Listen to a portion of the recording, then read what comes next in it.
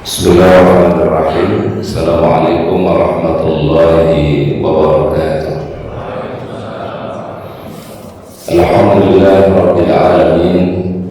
Arsala rasulahu bil huda wa dinil haqq lidhhirahu ala dini kullihi wa kafa billahi shahidan. Asyhadu an la ilaha illallah wahdahu la syarika lahu wa asyhadu anna Muhammadan abduhu wa rasuluhu la nabiyya wa la rasula ba'dahu. Allahumma shalli wa sallim wa barik ala hadzal nabiyil karim nabiyina Muhammad ibn Abdillah wa ala alihi wa ashabihi wa man wala amma ba'du. Subhanaka la ilma lana illa ma 'allamtana innaka antal 'alimul hakim. Subhanallah bihamdihi 'adada khalqihi wa ridha nafsihi wa zinata 'arshihi wa midada kalimatihi. Allahumma anta rabbi la ilaha illa anta khalaqtani wa ana 'abduka wa ana 'ala ahdika wa wa'dika mastata'tu a'udzu bika min syarri ma sana'tu atubu laka bi ni'matika 'alayya wa atubu bi dhanbi faghfir li fa innahu la yaghfiru dzunuba illa anta. Hadirin jamaah salat subuh yang Allah Ta'ala muliakan dan dimuliakan oleh Allah Subhanahu wa Ta'ala. Alhamdulillah, puji dan syukur bagi senantiasa kita panjatkan kepada Allah Ta'ala atas segala karunia yang diberikan kepada kita semua, terutama nikmat iman, nikmat sehat, nikmat waktu. Pada subuh pagi hari ini kita bisa memenuhi panggilan Allah Ta'ala melaksanakan salat berjamaah.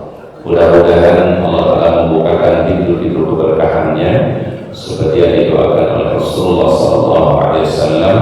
Allahumma barik li ummati fi bukuriha. Ya Allah, bukakanlah pintu-pintu keberkahan bagi umatku di setiap pagi hari mereka. Salawat dan salam mari kita sampaikan kepada uswah hasanah kita, teladan kita yang mulia, Nabi Muhammad sallallahu alaihi wasallam. Mudah-mudahan salawat dan salam kita untuk beliau kelak pada yaumul akhir kita mendapatkan syafa'atul uzma. Allahumma shalli wa sallim ala nabiyyina Muhammad. Hadirin yang dirahmati dan dimuliakan oleh Allah Subhanahu wa Ta'ala, di kesempatan pagi hari ini kita melanjutkan kajian kita dari karakteristik orang-orang yang dicintai oleh Allah Subhanahu wa Ta'ala. Kita masuk pada hadis berikutnya, yaitu hadis yang diriwayatkan oleh Abdullah bin Amr bin As radhiyallahu anhu. Wa ana Abdullah bin Amr bin As radhiyallahu anhu, dari sahabat yang mulia Abdullah bin Amr bin As, Allah meridainya. Dia berkata kepada Rasulullah sallallahu alaihi wasallam, baginda Rasulullah bersabda, Inna Nabiyallahi Nuhan alaihi salam, sesungguhnya Nabi Allah Nuh alaihi salam, lama hadaratul wafatu, ketika detik-detik terakhir daripada wafatnya beliau. Jadi Rasul menceritakan bagaimana kondisi yang terjadi ketika Nabi Nuh alaihi salam menjelang wafatnya. Qala libnihi, beliau berkata kepada anaknya, Inni qasun 'alaikal wasiyah, aku ingin menyampaikan kepadamu yaitu sebuah wasiat. Ini pembelajaran yang berharganya para jamaah. Momentum terakhir seseorang sebelum wafatnya, sebelum meninggalnya, sangat dianjurkan untuk menyampaikan kebaikan dan wasiat untuk anak-anak.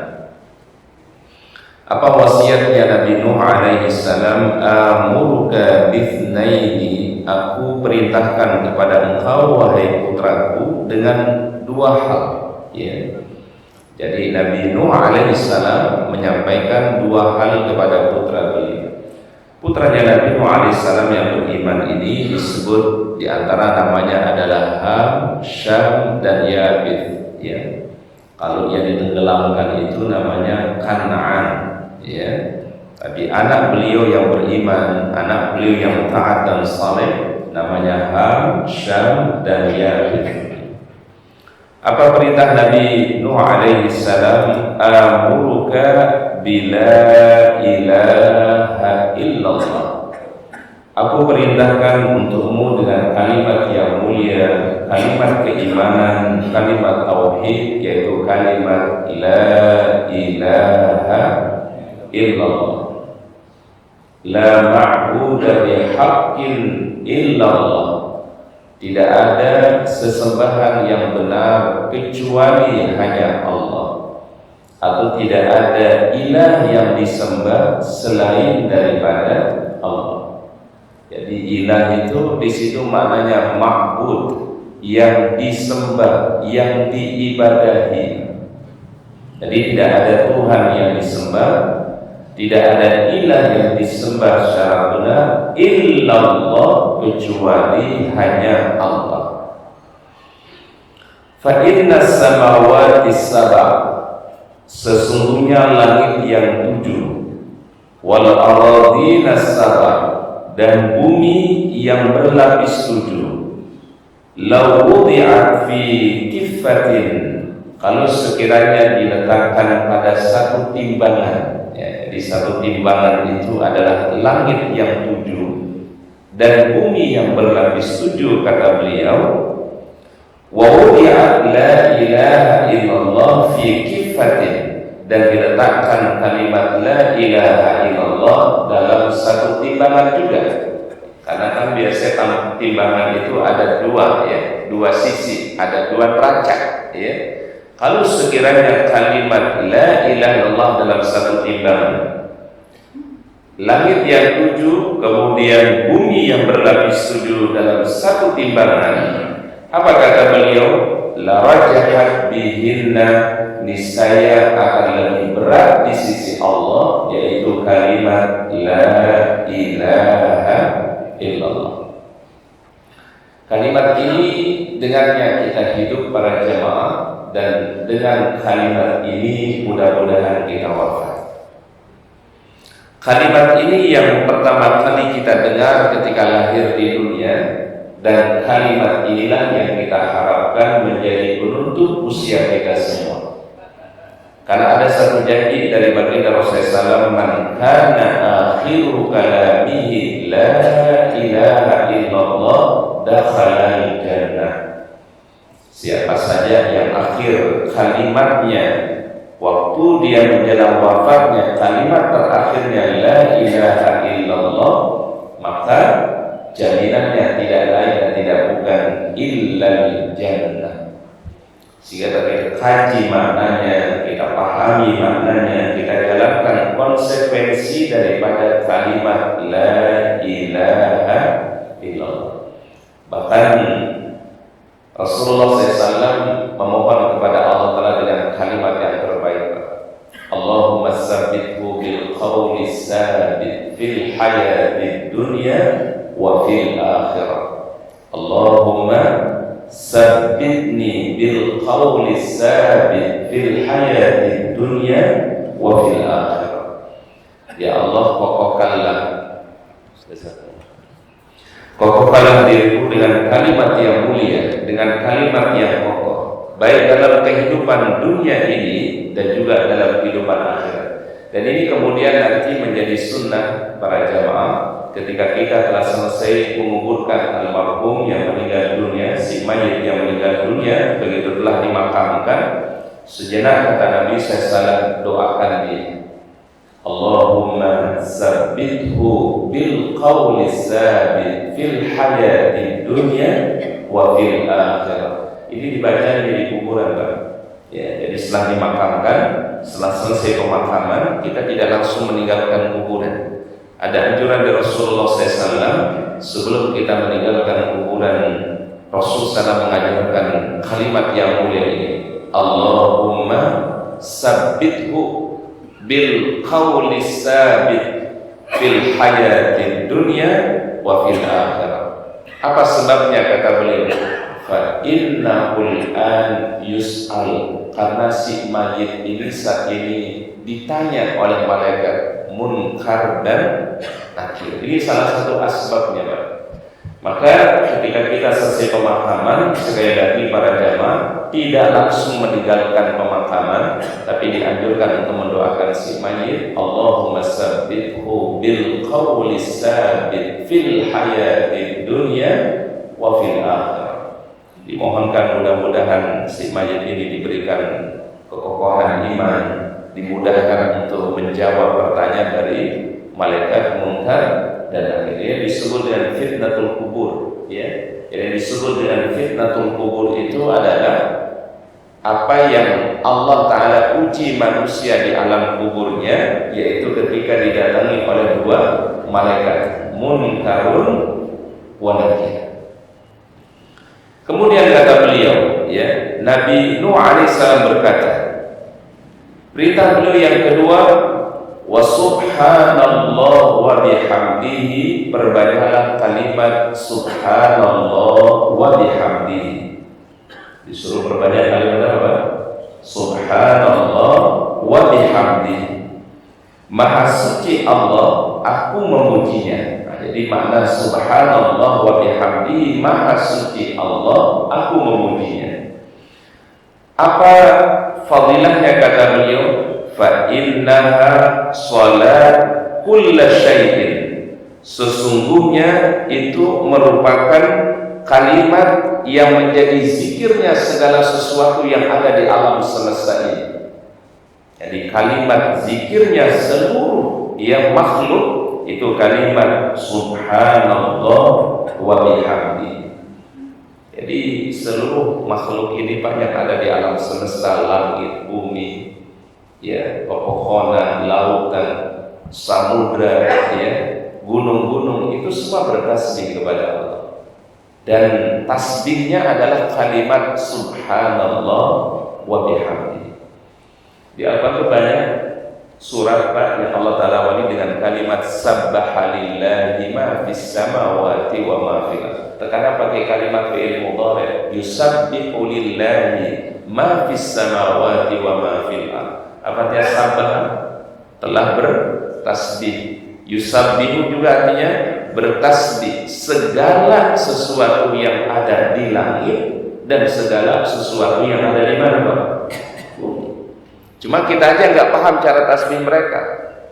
Kita nggak tahu cara bertasbih mereka. Mungkin tidak terdengar dengan pendengaran kita, dengan telinga kita. Tapi kita yakin seluruh makhluk Allah Ta'ala itu bertasbih. Dan kalimat yang mereka ucapkan, kata Nabi Nuh alaihissalam, subhanallah wa bihamdihi. Seluruh makhluk Allah Ta'ala bertasbih. Seluruh ciptaan Allah Ta'ala bertasbih. Walakin la tafqahuna tasbihahum, firman Allah, tapi kita tidak paham, tidak mendengar ketika mereka bertasbih. Tapi karena informasinya dari Allah Ta'ala, mesti kita yakini, imani. Pohon itu bertasbih, gunung itu bertasbih, lautan, samudra, langit, bumi semua bertasbih. Wa bihi yurzaku kullu syai'in, dan dengan kalimat itulah segala sesuatu diberikan rezekinya oleh Allah.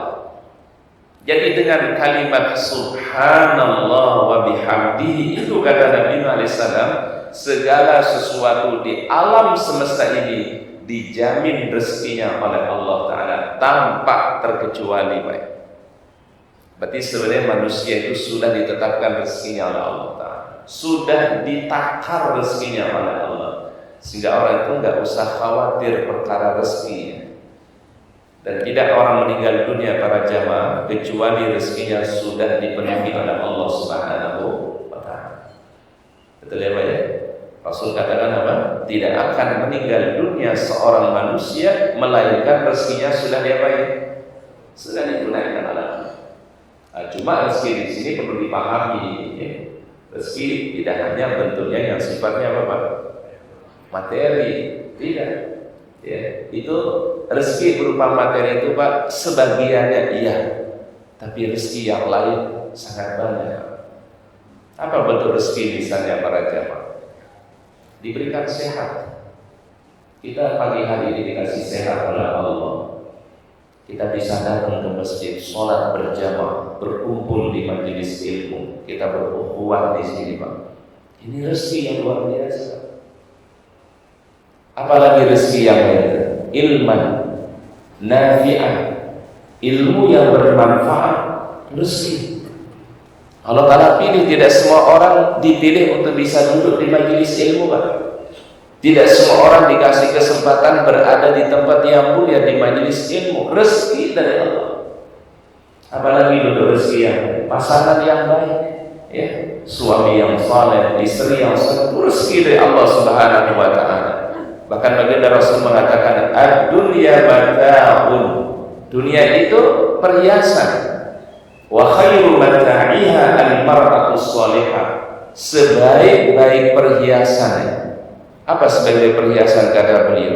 Bukan emas, bukan perak, bukan permata, berlian, kata beliau tidak. Al-mar'atus shalihah, wanita yang salihah, istri yang salihah. Rezeki. Makanya bapak-bapak bersyukur, alhamdulillah punya istri yang baik, istri yang salihah. Syukur. Ya baik. Kadang kita sebagai laki-laki terkadang nih Pak kurang bersyukur kasih pasangan yang baik, pasangan yang saleh. Banyak hal Pak ketika kita berumah tangga itu kemudahan Allah Ta'ala kasih. Betul Pak, makan kita disiapin, betul nggak Pak? Betul nggak? Kita mau apa dimasakin sama istri kita. Alhamdulillah. Dulu waktu masih dinas, masih kerja, masya Allah pakaian kita disiapin, ya semua disiapin. Khidmat dia untuk kita Pak. Itu rezeki itu Pak. Jadi rezeki sekali lagi bukan hanya sebatas materi ya. Kalau materi rezeki Pak, orang yang paling bahagia itu orang kaya Pak. Ya.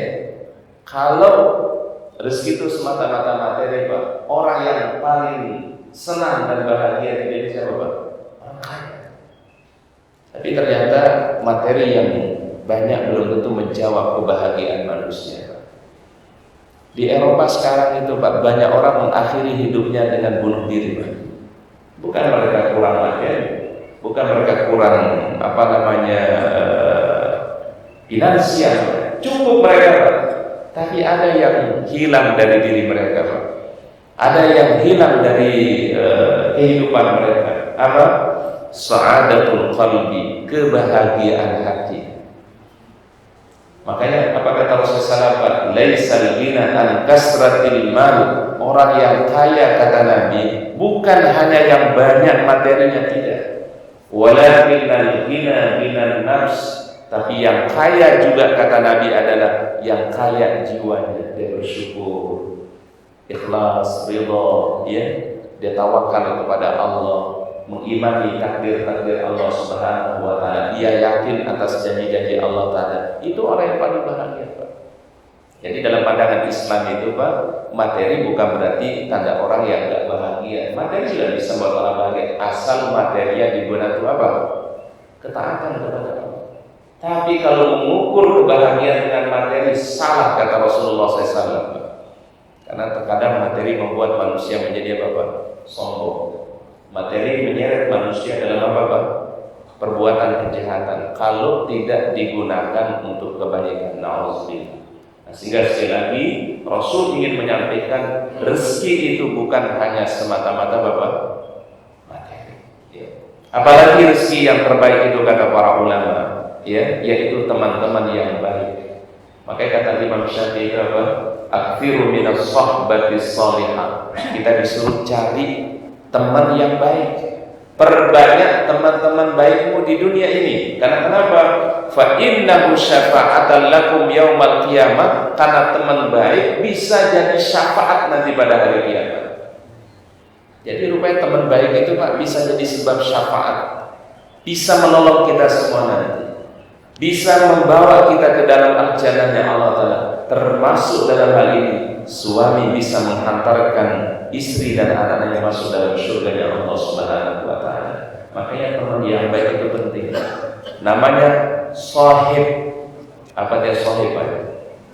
Teman. Sahib as-salih, teman yang saleh. Dan ada rezeki yang paling tinggi para jamaah al-iman wal Islam. Hidayah iman, hidayah Islam itulah rezeki yang paling tertinggi. Jadi rezeki itu berarti banyak ya Pak ya, materi, keluarga, sehat, ilmu yang bermanfaat, teman-teman yang baik. Tadi yang paling tinggi apa rezeki paling tinggi Pak? Iman dan amal saleh. Itu yang selalu kita mohon kepada Allah, ihdinas siratal mustaqim. Ini hadis yang diriwayatkan dari Abdullah bin Amr bin As radhiyallahu anhuma. Riwayat yang kedua, hadis yang kedua bersumber dari sahabat Abu Hurairah radhiyallahu anhu. Rasulullah sallallahu alaihi wasallam bersabda, "Man qala la ilaha illallah wahdahu la syarika lah, lahul mulku wa lahul hamdu wa huwa ala kulli syai'in qadir fi yaumin mi'ata marratin." Kalau dia baca kalimat ini, kata beliau, setiap hari atau dalam satu harinya, mi'ata marratin, sebanyak 100 kali kita baca. Apa kalimatnya tadi Pak? La ilaha illallah wahdahu la syarikalah, lahul mulku wa lahul hamdu wa huwa ala kulli syai'in qadir. Tidak ada ilah yang disembah selain Allah. Wahdahu artinya yang Maha Esa. La syarikalah, tidak ada sekutu baginya. Lahul mulku, baginya segala kerajaan. Walahul hamdu, baginya segala pujian. Wa huwa ala kulli syai'in qadir, dia yang Maha Kuasa atas segala sesuatu. Ini kalimat diawali juga dengan kalimat apa Pak? La ilaha illallah. Kalau ini dibaca kata beliau sebanyak 100 kali setiap harinya, apa yang Allah Ta'ala berikan kata beliau? Kanat lahu adla ashra riqabin, setara mendapatkan pahala memerdekakan hamba sahaya sebanyak 10 jiwa. Siapa mengucapkan kalimat ini, kata Nabi SAW, setiap harinya 100 kali, maka Allah Ta'ala memberikan seperti dia memerdekakan hamba sahaya sebanyak berapa Pak? 10 jiwa. Satu jiwa aja kalau dimerdekakan besar pahalanya. Gimana kalau 10 jiwa? Dulu di zaman Nabi SAW Pak, di antara sahabat yang sering memerdekakan hamba sahaya itu adalah Abu Bakar As-Siddiq. Sahabat saya Bapak Abu Bakar As-Siddiq. Siapa yang dia bebaskan? Di antaranya Pak, Bilal bin Rabah radhiyallahu anhu. Bilal itu disiksa. Disiksanya itu sudah sampai di luar batas kemanusiaan. Mungkin yang kita pahami selama ini, yang kita dengar sejarahnya Bilal itu cuma ditindih batu di atas dadanya. Betul ya Pak ya? Ternyata kalau dikaji dalam Siratus Sahabat, ternyata bukan hanya sebatas itu siksaannya. Bilal itu pernah diikat kakinya, diseret di tengah padang pasir tanpa mengenakan baju. Padang pasir, bayangkan panas terik, ya. Itu sahabat ini diseret di tengah padang pasir, tapi tidak membuat imannya goyah, Pak.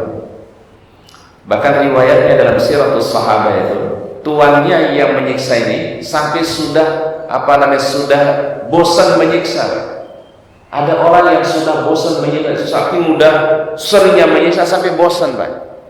Kalau dia sudah bosan, kata para ahli sejarah, ini Bilal dikasih kepada anak-anak kecil di Mekah untuk disakiti Pak. Ada yang ngelemparin, ada yang nendangnya, ya, ada yang memukulnya.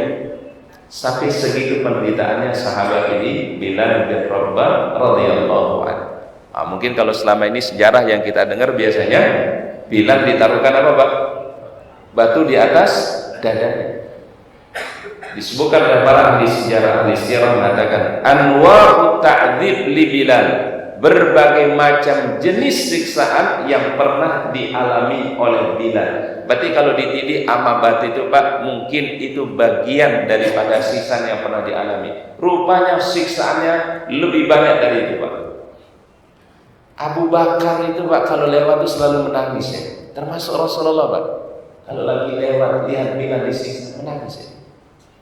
Maka suatu ketika Rasul mengatakan begini, siapa yang ingin membeli surganya Allah? Ditawarkan oleh Rasulullah, siapa yang ingin membeli surganya Allah? Maka Abu Bakar mengatakan, ana ya Rasulullah. Apa artinya ana? Saya wahai baginda Rasul. Dan Abu Bakar menerima tawarannya Rasulullah, kemudian dibeli itu Bilal dengan harga yang begitu mahal Pak. Karena dia beriman, ya beda dengan budak-budak yang lain Pak. Kalau budak yang lain yang enggak beriman, kalau mau dibebaskan harganya normal. Ya. Tapi karena dia beriman dan mau diambil oleh siapa? Abu Bakar As-Siddiq, dikasih harganya 2 kali lipatnya, Pak. Memang orang kufar Quraisy itu seperti itu, Pak. Jadi selalu mempersulit umat Islam di masa itu, Pak. Jadi kalau orang yang jadi hamba sahaya itu tidak beriman Pak, ada yang memerdekakannya dikasih harga normal. Tapi kalau dia beriman Pak, harganya dia apa Pak? Dinaikin. Tapi kata apa namanya Abu Bakar, saya siap membelinya dengan berapapun harganya. Hanya dimerdekakanlah sahabat yang mulia ini Bilal bin Rabah. Sampai Allah Ta'ala kemudian abadikan dalam Al-Quran, ya, illa btigha'a wajhi rabbihi wa la sawfa yarda. Tidak ada tujuannya memerdekakan itu kecuali untuk menggapai daripada ridha Allah Ta'ala. Ya, ini terkait tentang sahabat siapa tadi Pak? Abu Bakar As-Siddiq. Setelah Bilal dimerdekakan Pak, Bilal diajak hijrah oleh Rasulullah Sallallahu Alaihi Wasallam ke kota Madinah. Dan Bilal itu Pak, orang yang tugasnya menjadi muadzin Rasulullah Sallallahu Alaihi Wasallam. Namun setelah wafatnya Nabi Pak, Bilal itu minta izin kepada Abu Bakar As-Siddiq, waktu itu terpilih menjadi khalifah. Wahai Abu Bakar, saya saat ini tidak lagi jadi muadzin. Apa namanya Pak? Pensiun. Kenapa Pak? Setiap mendengar nama Nabi Muhammad ketika dia memandangkan azan, ini sahabat selalu bersedih dan menangis, merasa kehilangan yang luar biasa, kehilangan Rasulullah SAW. Bahkan pernah satu ketika waktu azan sampai pingsan. Maka dia minta izin kepada Abu Bakar As-Siddiq sebagai khalifah untuk tidak lagi memandangkan azan. Bukan nggak mau cari pahala Pak, ya Pak ya, tapi dia begitu rindu kepada Nabi SAW. Bahkan sampai izin kepada Abu Bakar As-Siddiq, tolong saya tidak lagi tinggal di Madinah, saya tinggal ke negeri yang jauh dari Madinah, ke negeri Syam Pak. Sampai tidak bisa menahan itu Pak. Kalau lihat sekitar kota Madinah itu Pak, sekitar Masjid Nabawi, pasti menangis mengenang bagaimana dia dengan Rasulullah Sallallahu Alaihi Wasallam. Sahabat itu namanya siapa Pak? Bilal bin Rabah radhiyallahu anhu. Jadi orang yang mengucapkan la ilaha illallah wahdahu la syarika lah, lahul mulku wa lahul hamdu wa huwa ala kulli syai'in qadir, kalau dibaca 100 kali kata beliau, kebaikannya seperti memerdekakan hamba saya 10 jiwa Pak. Bukan 1 jiwa, 10 jiwa. Wa kutibat lahu mi'atu hasanatin, ditulis baginya 100 kebaikan. 100 kebaikan ditulis oleh Allah Ta'ala karena kalimat tadi la ilaha illallah wahdahu la syarika lah, lahul mulku wa lahul hamdu wa huwa ala kulli syai'in qadir. Wa ruhiyat anhu mi'atu sayyi'atin, dihapus darinya 100 kesalahannya, 100 dosa kesalahannya diampuni oleh Allah Ta'ala. Wa kana lahu hirzan minasyaitani yawmahu dzalika hatta yumsi, Allah jaga pagi hari itu sampai pada sore hari. Jadi Bapak Ibu kalau dibaca di pagi hari kalimat ini kata Nabi, insya Allah dijaga, dilindungi kita sampai sore hari, masya Allah. Kalau dibaca di sore hari, dijaga oleh Allah Ta'ala sampai pada pagi harinya. Berarti kita dijaga berapa jam Pak? 24 jam. Dibaca pagi, Allah Ta'ala jaga sampai sore hari. Dibaca sore hari, dijaga sampai pada pagi hari. Kemudian kata beliau, walam yati ahadun bi afdal mimma ja'a bi. Tidak ada seseorang yang datang yang lebih baik nanti pada hari kiamat illa, apa illa?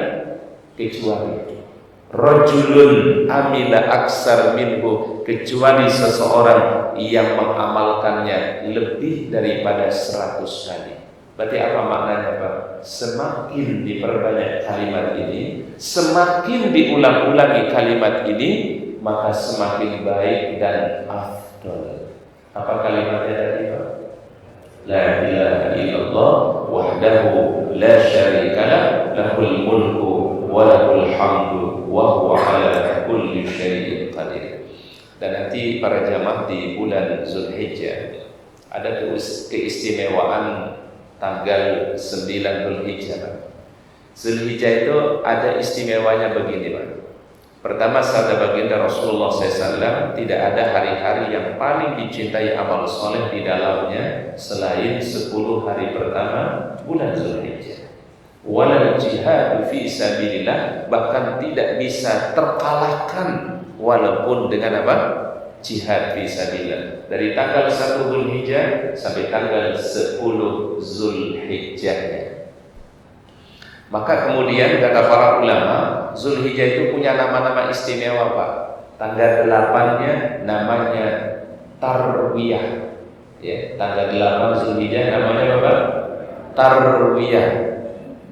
Dulu di zaman Nabi kenapa disebut Tarwiyah Pak? Mereka menyiapkan minuman-minuman untuk orang-orang yang berhaji ke Baitullah di Mina. Maka ada sunnah di Mina itu orang melakukan mabit pertama kali waktu dia berhaji Pak. Mabit di Mina yaitu pada tanggal 8 Zulhijjahnya, namanya hari Tarwiyah.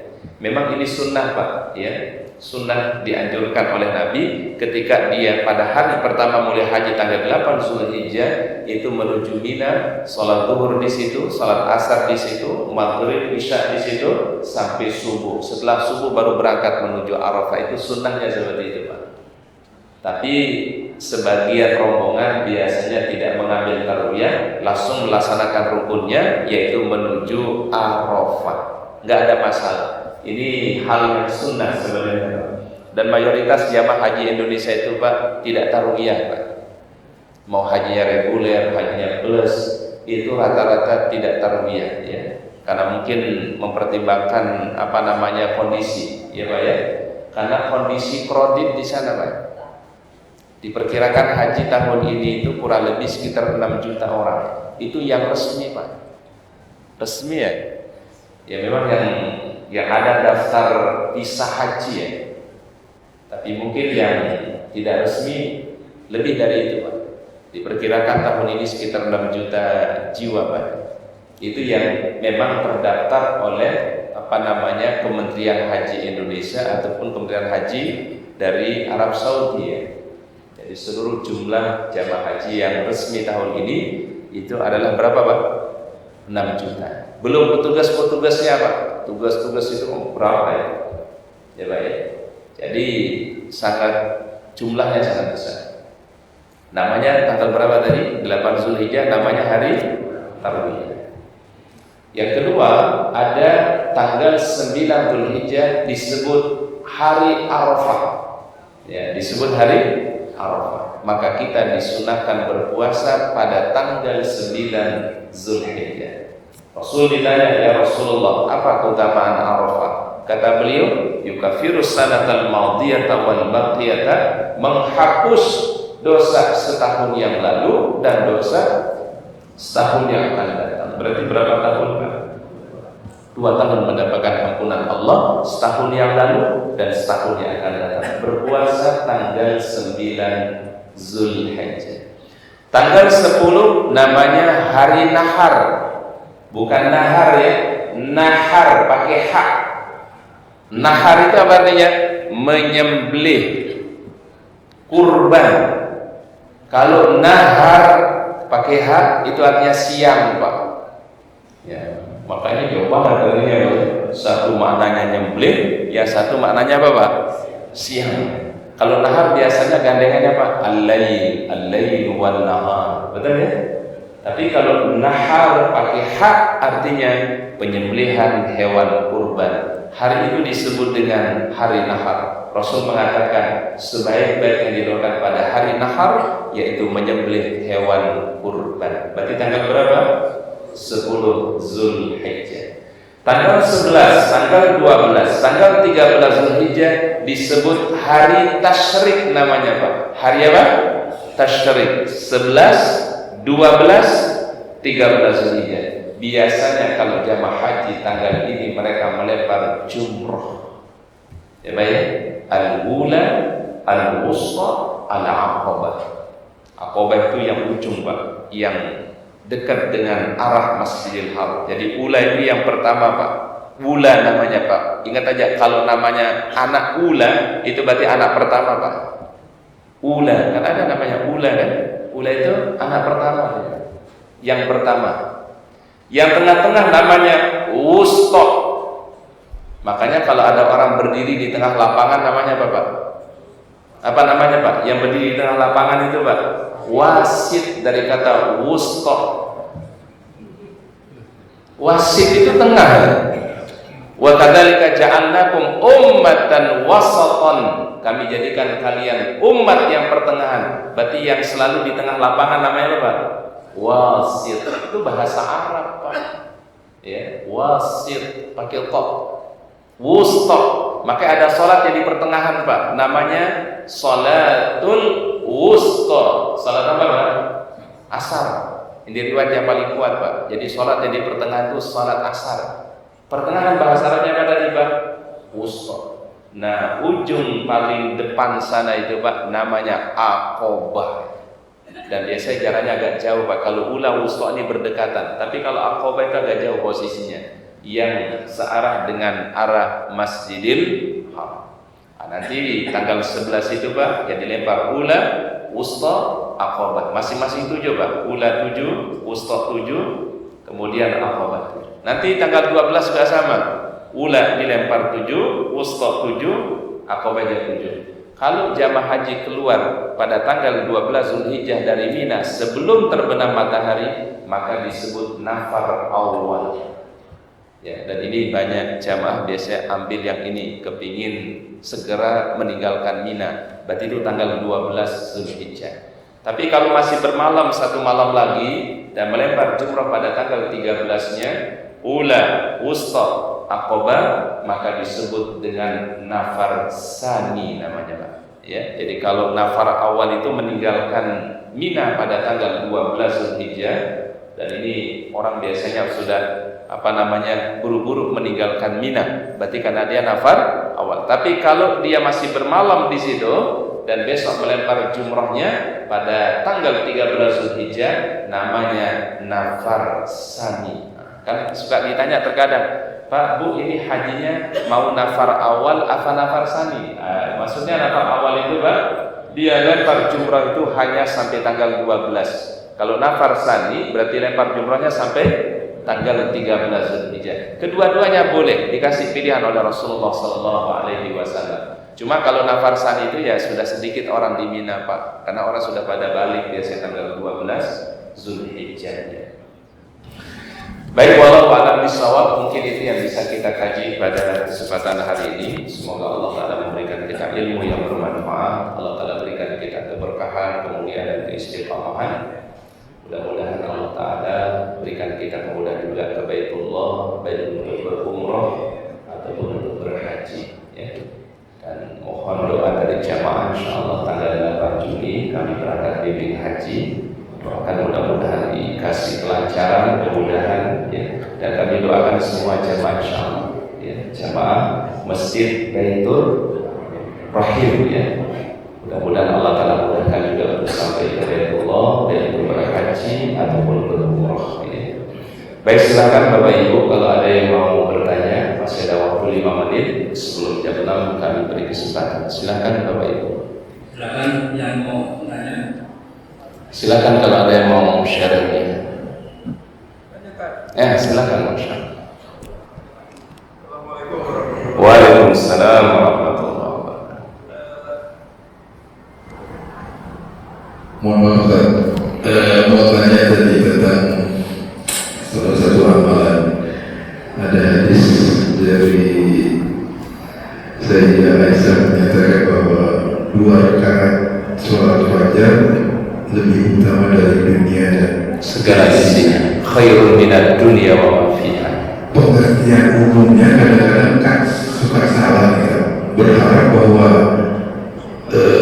lebih banyak dari dunia isinya lebih kepada soal harta, Soal harta atau soal rezeki. Mohon penjelasan. Assalamualaikum warahmatullahi wabarakatuh. Baik, wallahu a'lam bishawab. Sebenarnya hadis ini Pak, motivasi dari Rasulullah SAW, nilai ibadah itu lebih utama dengan duniawi ini sebenarnya. Ya, bukan berarti kalau orang kerjakan 2 rakaat fajar dia dapat rezeki seperti dunia dengan segala isinya, bukan. Nanti kita jadi orang matre jadinya Pak. Jadi maknanya sebenarnya kalau dibandingkan 2 rakaat itu dengan nikmat dunia itu nggak ada apa-apanya dengan 2 rakaat fajar. Ini makna yang diinginkan oleh Rasul. Makna yang kedua, memotivasi kita jangan pernah meninggalkan walaupun itu amalan sunnah. Amalan sunnah saja itu kebaikannya lebih baik daripada dunia dengan segala isinya. Apalagi yang wajibnya Pak. Ini kan yang disebut sholat wajib apa sholat sunnah Pak? Saya mau tanya sekali lagi Pak, ini yang dimaksudkan sholat wajib apa sholat sunnah Pak? Sholat sunnah. Kalau sholat sunnahnya subuh saja lebih baik daripada dunia dengan segala isinya, gimana sholat subuhnya? Paham Pak? Ini namanya mafhum aula. Dalam ilmu usul fiqh namanya mafhum aula. Kalau sholat sunnahnya saja lebih baik daripada dunia dengan segala isinya, apalagi? Paham Pak? Rasul itu menyebutkan terkadang kalimat dengan amalan sunnah, tapi Rasul ingin memberikan pemahaman kepada kita, apalagi yang wajibnya. Sunnahnya aja lebih baik daripada dunia dengan segala isinya, apalagi ibadah wajibnya. Jadi ini hikmah yang kedua dari kalimat Rasulullah. Jadi sehingga Rasul Pak tidak pernah meninggalkan sholat sunnah ini hatta walaupun musafir. Ya Pak ya. Jadi Bapak Ibu kalau lagi safar, itu anjuran Nabi justru tidak kerjakan ibadah-ibadah sunnah Pak. Qobliyah zuhur, ba'diyah zuhur, itu kalau kita safar gak usah dikerjakan. Qobliyah asar gak usah dikerjakan kalau safar. Qobliyah maghrib, ba'diyah maghrib kalau safar gak usah dikerjakan. Qobliyah isya, ba'diyah isya kalau safar jangan dikerjakan. Kenapa Ustaz? Pertama, Allah Ta'ala tidak inginkan kesulitan bagi hambanya. Karena Allah Ta'ala tahu Pak, orang safar itu ada masyaqqahnya, ada kesulitannya. Maka yang disuruh itu oleh Allah hanya yang wajib-wajib aja Pak. Paham ya Pak ya? Jangan kemudian Ustaz saya kepingin melebihi dari Rasulullah. Rasul kalau safar tidak qobliyah zuhur, tidak ba'diyah zuhur. Saya mau qobliyah zuhur, qobliyah ba'diyah zuhur. Jangan. Rasul aja yang begitu amalannya terbaik kalau safar nggak sholat sunnah Pak. Ya Pak ya. Ini pertama hikmahnya, karena Allah Ta'ala inginkan kemudahan bagi hamba supaya orang safar itu nyaman. Bahkan dibolehkan jamak dan qashar Pak. Betul nggak Pak? Betul nggak? Apa hikmahnya? Itulah sedekah Allah Ta'ala kepada kita. Dan Allah Ta'ala senang kalau kita terima sedekahnya, sebagaimana Allah Ta'ala senang juga ketika kita menjalankan kewajibannya. Tapi nggak usah khawatir Pak, pahala tetap ditulis. Walaupun kita tidak kerjakan waktu safar, pahala sholat sunnah yang biasa kita kerjakan waktu mukim tetap ditulis oleh Allah Ta'ala. Kita kan terkadang suka mikir-mikir tentang pahala ya Pak. Jangan-jangan kalau nggak dikerjain nanti nggak dapat pahala. Ini Rasul contohin Pak, justru kalau safar beliau nggak sholat sunnah. Kecuali kata para ulama, 2 sholat sunnah yang tidak ditinggalkan oleh Nabi kalau safar. Apa 2 sholat sunnah itu? Pertama, 2 rakaat fajar. Jadi kalau beliau safar selalu kerjakan 2 rakaat fajar, tidak pernah beliau tinggalkan. Yang kedua Pak, yang tidak pernah ditinggalkan oleh Nabi, salatul witri, salat sunnah witir. Tidak pernah ditinggalkan Nabi walaupun beliau dalam keadaan safar. Jadi salat yang lain berarti gimana Ustaz kalau safar? Silahkan ditinggalkan. Karena Rasul begitu dia lakukan Pak. Jangan kita kemudian ingin merasa amal kita lebih baik daripada Rasulullah, jangan. Rasul itu kalau safar nggak salat sunnah Pak, kecuali salat apa tadi Pak? Salat qobliyah subuh 2 rakaat fajar dengan apa Pak? Salat itu. Tapi kita nggak usah khawatir, pahala tetap ditulis oleh Allah Taala seperti kerjakan waktu mungkin dan seperti kerjakan waktu sehat. Insya Allah kalau urusan kebaikan mah urusan Allah. Sehingga dalam mazhab Hanafi Pak, mazhab Hanafi itu Pak mengatakan sholat witir itu hukumnya wajib. Ini kalau kita kaji di fikih 4 mazhab, bagaimana hukum sholat witir? Mazhab pertama, mazhab Hanafi atau Imam Abu Hanifah mengatakan witir hukumnya wajib. Tapi mazhab yang 3, Imam Maliki, Imam Syafi'i, Imam Hambali mengatakan salat witir hukumnya sunnah. Kalau Imam Abu Hanifah wajib witir. Makanya kalau orang mazhab Hanafi itu Pak, witir nggak boleh ditinggalkan. Ya Pak ya. Dia dalilnya kuat juga Pak. Apa dalilnya? Sepanjang hidupnya Rasulullah, hatta beliau itu safar, beliau selalu kerjakan sholat sunnah witir. Maka dalam mazhab Hanafi, witir itu adalah menurut beliau hukumnya wajib. Ini saking apanya Pak? Saking tidak pernah ditinggalkannya oleh Rasulullah Sallallahu Alaihi Wasallam. Tapi mazhab yang lain, mazhab Maliki, mazhab Syafi'i, mazhab Hambali, sholat witir hukumnya apa? Sunnah. Ya. Wallahu a'lam bishawab. Jadi orientasi amal itu Muhammad jangan materi, orientasi amal itu jangan duniawi Pak. Rasul itu menyebutkan itu bukan berarti kita kalau sholat 2 rakaat fajar nanti dapat sekian miliar, bukan itu maknanya ya. Tapi itu motivasi. Kalau dibandingkan dengan segala nikmat dunia ini, ya nikmat dunia ini gak ada apa-apanya dengan sholat apa? 2 rakaat fajar. Kemudian yang kedua tadi hikmahnya memotivasi kita untuk mengamalkan apa? Sunnah Rasulullah Sallallahu Alaihi Wasallam. Amalan sunnahnya saja begitu istimewa, apalagi amalan apanya Pak? Wajib. Nah gitu pemahamannya dari para ulama. Baik, Pak Haji Arif ada yang mau tanya? Ya, ini penutup masih ada 2 menit. Masya Allah, sangat bermanfaat pertanyaannya. Silakan. Jadi kembali tadi Ustaz ya, yang kita disunahkan membaca la ilaha illallah Rasulullah 100 kali dalam 1 hari. Bisa cicil nggak Ustaz? Kalau yang sering cicilan biasanya nyicil. Yang penting kan sehari 100. Iya. Misalnya pagi 10 nanti ini pokoknya insya Allah sehari 100. Misalnya dibagi per sholat 5 waktu misalnya Pak ya. Berarti kalau sholat 5 waktu berarti berapa kalinya? 20, habis subuh 20, habis zuhur 20, habis asar 20, maghrib 20, isya, boleh, gak ada masalah. Kan ini zikir mutlak namanya ya. Zikir yang memang silahkan dilakukan sesuai kemampuan kita. Tapi sunnahnya dibacanya memang 100 kali. Jumlahnya ditentukan ya. Artinya yang penting dalam 1 hari itu kita baca berapa? 100. Atau misalnya kalau dia mau baca sekaligus, dia duduk sebentar, atau dia sembari berjalan, sembari di kendaraan, sembari beraktivitas, boleh. Zikir itu Pak, ibadah yang bisa dilakukan dalam semua kondisi. Betul ya? Betul ya Pak ya? Sembari duduk boleh? Boleh. Sembari dia berjalan boleh? Boleh. Sembari dia di kendaraan boleh. Ya. Bahkan mohon maaf tidak disyaratkan dalam keadaan bersuci. Walaupun Imam Nawawi mengatakan kalau orang berzikir dalam keadaan suci lebih afdol, tapi bukan menjadi syarat. Imam Nawawi mengatakan zikir dalam keadaan tohara suci itu afdol, Tapi bukan menjadi syarat. Artinya orang boleh berzikir walaupun dalam keadaan apa, Pak? Dalam keadaan hadas, nggak ada masalah. Ya. Nah, jadi kalau yang mau mengamalkannya secara cicilan boleh, Pak. Ini berarti memang senang cicilan kayaknya ya.